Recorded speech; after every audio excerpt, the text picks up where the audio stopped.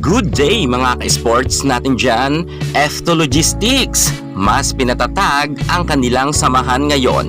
Ang kanilang team ay madalas ngang makapasok sa top 4. Pero mga ka-sports, hindi pa nga sila nagkakaroon ng champion dito sa PVL. Kung sa PSL sila ang reyna, dito naman sa PVL ay sinusubukan nga nila na makapag-podium finish sila. At dito ay target nga nila na makasungkit ng gold. Yan ang hinahangad nga ng kapitanan na si Aby Maranyo. Ayon nga kay Aby Maranyo sa kanyang statement, bago siya magretiro, kinakailangan ay maka-back to back daw sila na panalo dito at maka-champion sila at magkaroon ng gold bago niya nga lisanin ang F2 Logistics or bago nga siya magretiro. Ayon po yan sa binitawan na salita ng ating Aby Maranyo, kung kaya nga puspusan na ngayon ang paghahanda ng nasabi nating team ng F2 Logistics. Ngayon naman mga ka-sports natin dyan, mailap man sa kanila ang gold medal ngayong papalapit na season ng All Filipinos Conference sa PVL ay susubukin nga nila na masungkit ang gold ngayon. Lalo higit ngayon, malakas nga ang kanilang team sapagkat nga solid na raw ang F2 ngayon. Aalamin natin ang kanilang first 6 lineup. Pero bago ang lahat, kung bago ka muna sa aking YouTube channel, huwag kalimutan mag-subscribe. I-click ang ating notification bell para lagi kang updated sa lahat ng issue pagdating sa volleyball. Susunod na. Drop it.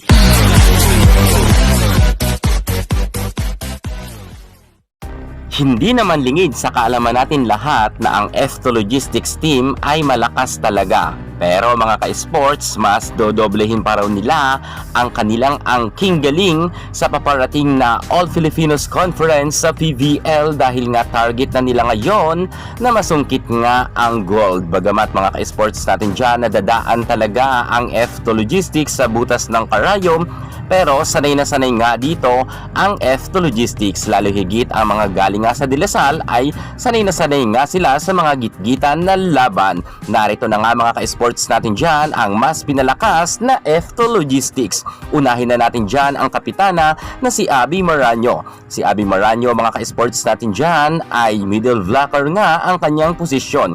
Well, wala naman tayong masasabi kay Aby Maranyo dahil isa nga siya sa mga palaban na players. Kitang-kita naman natin mga ka-sports, talagang dinadaan niya talaga sa swag at dinadaan niya sa angas para nga mabuhayan ang kanyang team. Pero mga ka-sports, hindi rin natin may tatanggi na si Aby Maranyo ay may angking kagalingan rin to mga ka-sports natin dyan. Makikita kasi natin na mataas rin ang kanyang percentage pagdating nga sa kanyang mga attacking at higit sa lahat ang kanyang running spike ay sobrang ganda.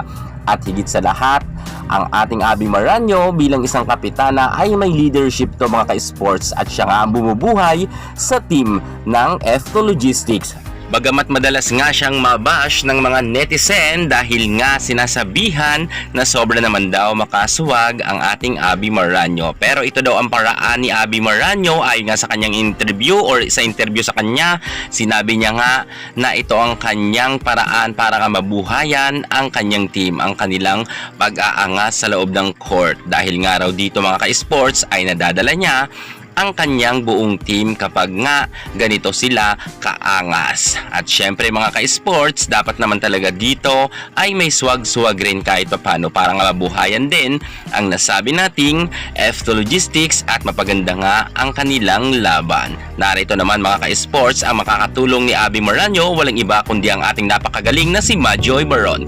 Kilala naman natin mga ka-sports natin dyan na si Majoy Baron noon pa man at ngayon ay magaling naman talaga tong middle blocker, kung saan nga nasungkit niya na rin noon ang kanyang best middle blocker sa international. Siyang kauna-unahan nga na nakasungkit niyan bilang best middle blocker. At higit sa lahat mga ka-sports natin dyan, ang ating Majoy Baron, kung noon nga ay madalas ngang napapansin na ng netizen na pechay na daw siya, pero ngayon ibahin ninyo si Majoy Baron dahil nga bumalik na ang kanyang angking kagalingan sa loob ng court.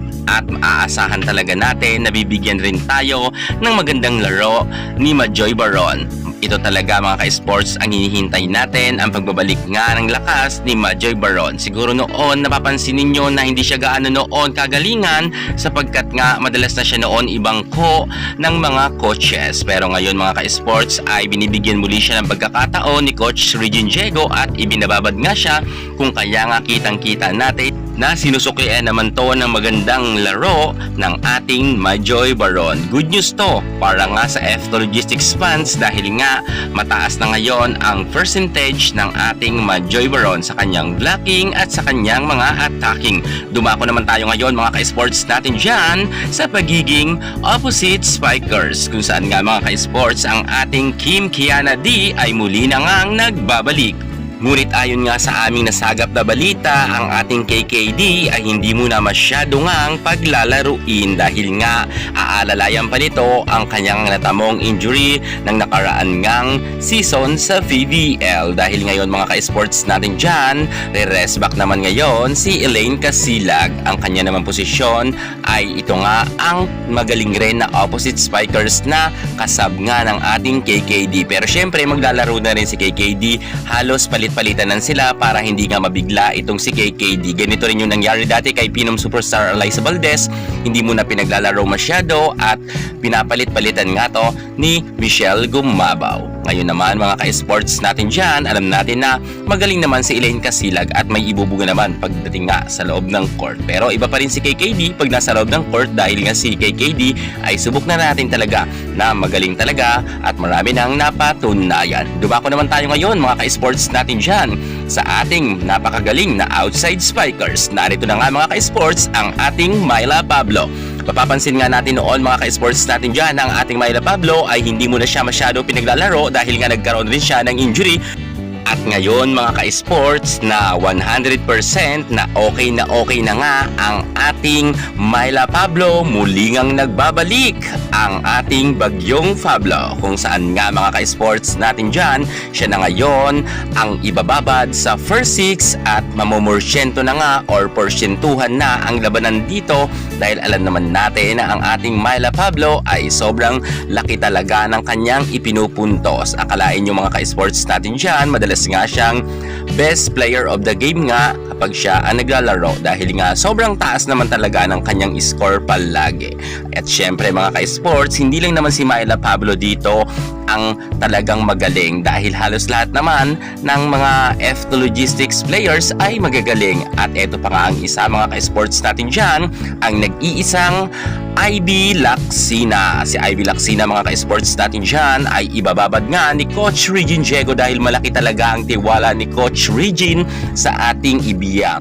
Grabe mga ka-sports natin dyan, diba? Ginulat talaga tayo ni Ibiang dahil nga noon ay middle blocker siya pero ngayon ang kanyang posisyon ay outside spikers ay okay naman pala sa ating Ivy Lacsina at maganda nga ang kanyang pinapakitang galawan sa loob ng court at masasabi talaga natin na may ibubuga talaga siya kung kaya nga hindi na tayo magtataka na malaki ang tiwala sa kanya ni Coach Regine Diego. At syempre nga dahil famous siya ay marami nga siyang tagahanga na nakasubaybay sa kanya kung kaya nga kapag naglalaro nga ang F2 ay madalas nga ay puno nga ang arena, lalo higit kung ang kalaban nila ay ang Choco Mucho or Creamline. Aabangan natin si Ibiang sa kanyang bago na naman pasabog dito sa VVL, sa All Filipinos Conference. Titingnan natin kung masusungkit niya na rin ang kanyang kauna-unahang award bilang Best Outside Spikers. Abangan na lang natin si Ibiang. Dumako naman tayo sa napakagaling nila na setter, walang iba kundi ang ating Mars Alba. Si Mars Alba ang former UAAP Final MVP bago nga siya mag-exit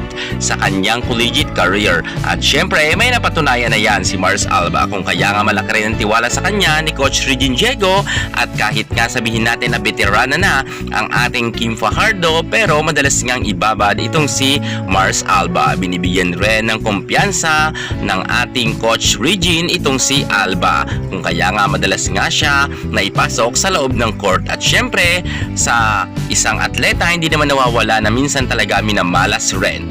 At kung alatin naman si Mars Alba, no problem yan dahil meron nga silang veterana na kasab nga ng ating Alba, walang iba kundi ang ating Kim Fajardo. Kung kaya solid na solid pa rin talaga ang kanilang team. At syempre hindi gagaling lahat yan kung wala nga silang first ball. At dapat talaga maganda ang pagkakareceive ng bola. Well, wala na tayong maka-question dahil alam naman natin na napakagaling talaga ng ating John Makandili Katindig. Kung kaya nga mga ka-sports natin dyan, alam na natin na talagang maganda palagi ang kanilang floor defense dahil marami na rin napatunayan ang ating John Makandili. Kahit nga sa international ay nagkaroon na nga rin siya ng award bilang Best Libero. So, yan na nga mga ka-sports natin dyan. Inyo nang nakilala ang ating first six ng F2 Logistics team.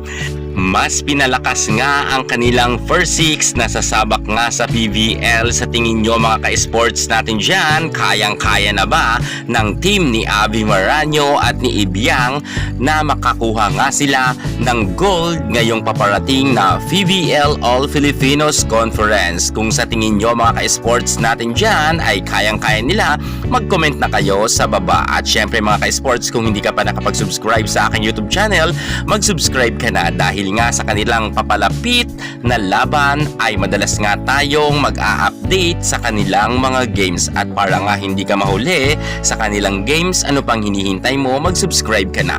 Yan muna ang pinaka-latest natin sa mundo ng volleyball. Thank you so much. God bless.